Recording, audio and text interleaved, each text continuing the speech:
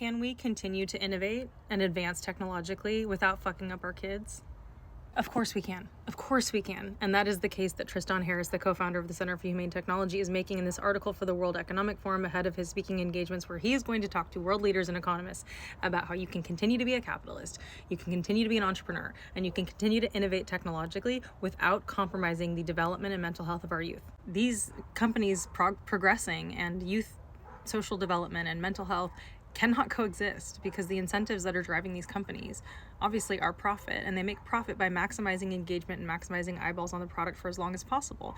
Tristan Harris in this article is imploring people to remember what we've learned the hard way from social media and how it was unregulated for way too long. So long, in fact, that we now have clear data and lots of peer-reviewed research about just how much social media usage is impacting kids with anxiety and depression and self-esteem issues and attention span issues and social development issues. We have a blueprint of what not to do. Let's not do it again with generative AI products for kids. And everybody can win here. You can make tons of money making a product for kids that doesn't compromise their social development or their mental health. We can make small tweaks to your incentive structure or the ways in which you charge for your product, and not allow what you're making to compromise the future of this country, the future of our world, by jarbling the brains of our youth. Two stunning statistics from this article that I have to read to you. One is that 1 in 10 children use social media problematically, displaying addictive-like behaviors, feeling unable to limit their usage. And kids aged 9 to 12 are now averaging between 6 and 9 hours on screens every day,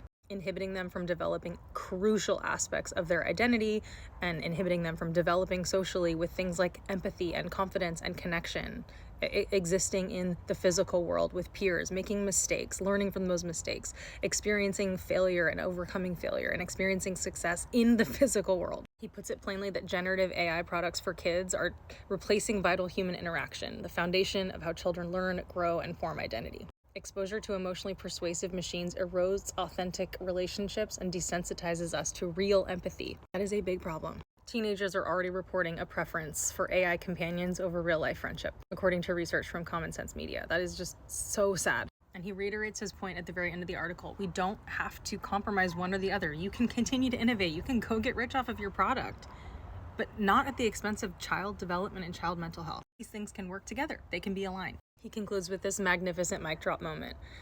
Most importantly, we want to preserve and remind policymakers and technologists of what is essentially human.